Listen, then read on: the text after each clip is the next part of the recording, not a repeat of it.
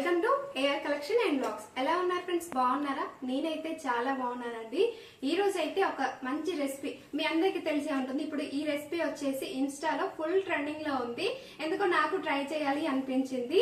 ఇంకా వెంటనే ట్రై చేద్దాం అనేసి అన్ని రెడీ చేసి పెట్టుకున్నానండి. ముందుగా అయితే ఇదిగో ఎగ్ తీసుకొని మనం ఆమ్లెట్ వేసుకుంటాం కదా, సేమ్ అలానే కలిపేసుకోవాలి. ఆనియన్స్, సాల్ట్, ఇంతే ఈ మూడే వేస్తున్నాను నేనైతే. స్పూన్ ఎక్కడ పెట్టించాను, ఇలా వేసుకొని ఈలోపు మనం గ్యాస్ అయితే ఆన్ చేసి పెట్టుకొని ఆమ్లెట్కి సరిపడా ఆయిల్ అయితే వేయాలి. కాకపోతే బౌల్ అనేది చిన్నగా తీసుకుంటే చూడడానికి లుక్ వైజ్గా బాగుంటుంది. ఆమ్లెట్స్ అనేది చిన్న చిన్నగా వేసుకుంటే బాగుంటుంది. బట్ నాకైతే ఇదే ఉంది, ఇంకా నేను అదే పెట్టేశాను.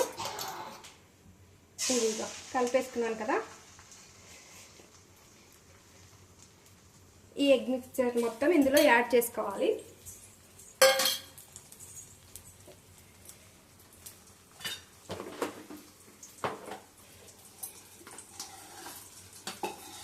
ఇంకా కొంచెం చిన్నగా వస్తే చూడడానికైతే సేమ్ ఇంకా మనం వీడియోస్లలో చూస్తుంటాం కదా, షార్ట్ వీడియోస్లో అలా.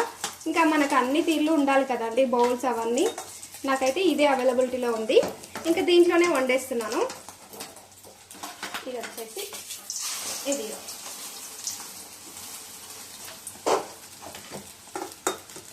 రివర్స్ చేస్తున్నాను. నేనైతే ముందుగానే నాకు ఎన్ని ఆమ్లెట్స్ కావాలో నేనైతే చేసి పెట్టుకున్నానండి ఇక్కడ రెడీగా. మళ్ళీ లేట్ అయిపోతుంది, వీడియో అనేది లెంత్ అయిపోతుంది అనేసి. ఇదిగో ఆమ్లెట్ అయితే అయిపోయింది. దీన్ని సైడ్ తీసి పెట్టుకుంటున్నాను.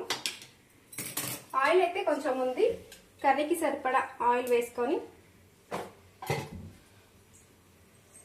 తీసుకున్న ఉల్లిగడ్డలు, పచ్చిమిర్చి అయితే వేసేసుకోవాలి.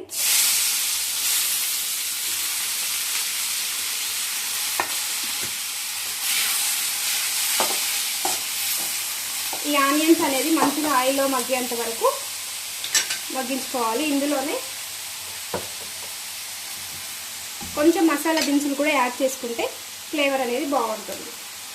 నేనైతే పౌడర్ లాస్ట్కి వేసుకుంటానండి, అందుకనే ఇగో ఇక్కడ కావాల్సినవి అయితే వేసుకున్నాను మసాలాయి.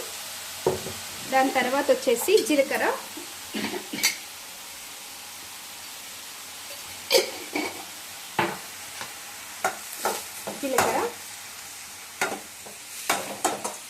ఇవన్నీ ఆయిల్లో మంచిగా మగ్గిపోవాలి. ఆనియన్స్ మగ్గాలి అంటే మనం కొంచెం సాల్ట్ వేసుకుంటాం కదా, లైట్గా వేసుకున్నాను. తర్వాత ఫైనల్లో వేసుకుంటాను.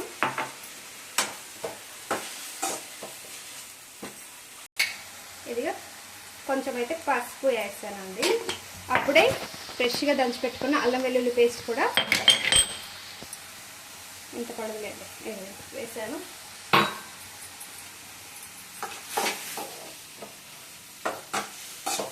పసుపు వేయగానే చాలా కలర్ఫుల్గా వచ్చేసాయి ఆనియన్స్ మొత్తం. సో నేనైతే టమాటాస్ కూడా వేస్తున్నాను, చాలా చిన్నగా కట్ చేసుకున్నాను. ఇప్పుడు ఈ టమాటాలు కూడా సాఫ్ట్గా అయ్యేంత వరకు మగ్గించుకోవాలి. కాసేపు టైం పడుతుంది. ఈలోపు మనం మూత పెట్టేద్దాం. మూత పెట్టేసే ఓకేనా. ఇంకా చాలా వరకు మగ్గిపోయాయి. ఇప్పుడు తగినంత సాల్ట్,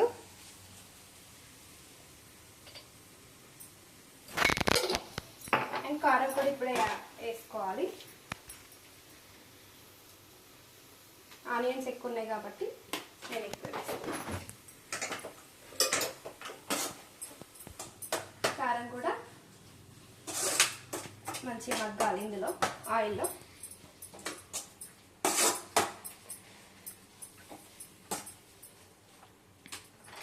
ఇది సరిపోతుంది.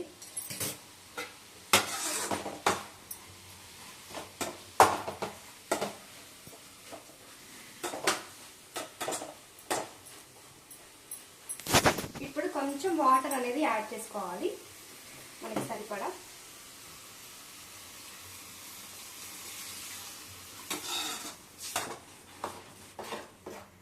కొంచెం గ్రేవీ లాగా కావాలనుకుంటే చపాతీలోకైనా రైస్లోకైనా బాగుంటుంది గ్రేవీ ఉంటే. ఇప్పుడు సాల్ట్ చెక్ చేసుకోవాలి. సరిపోయింది. ఉప్పును కారం రెండు సరిపోయాయి.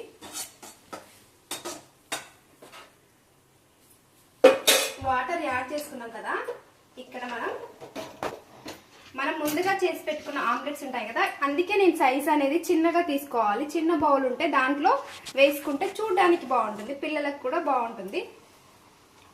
ఇది అన్నీ ఇలా అప్లై చేసుకోవాలి. మనం తీసుకున్న ఆమ్లెట్స్ మొత్తం. నాకు ఈ బౌల్ చిన్నగానే ఉంది, ఈ సైజ్ వచ్చేసి పెద్దగా వచ్చింది అంతే. ఇదిగా ఇలా ఆమ్లెట్స్ అన్ని వేసుకున్నాం కదా, బౌల్ పెద్దగా ఉంటే మంచిగా కలపచ్చు. ఈ గ్రేవీ అనేది ఆమ్లెట్స్ కి మంచిగా పడుతుందండి, జ్యూసీ జ్యూసీగా అవుతుంది. ఇలా ఇందులో కొంచెం ధనియాల పౌడర్ అయితే వేసుకోవాలి.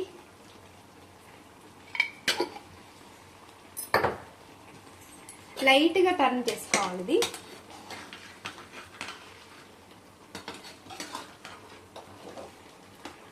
ఇదిగా ఇలా డిస్టర్బ్ అవ్వకుండా.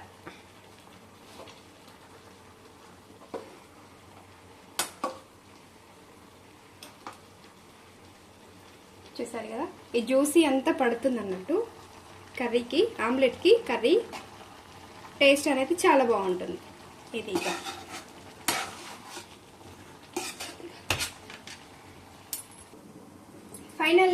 ఫైనల్గా కర్రీ అయితే చూసేద్దాం రండి. ఇదిగో నాకైతే ఈ గ్రేవీ సరిపోయిద్ది. మరి ఇంకా డ్రైగా ఉంటే అన్నంలో కలవదు,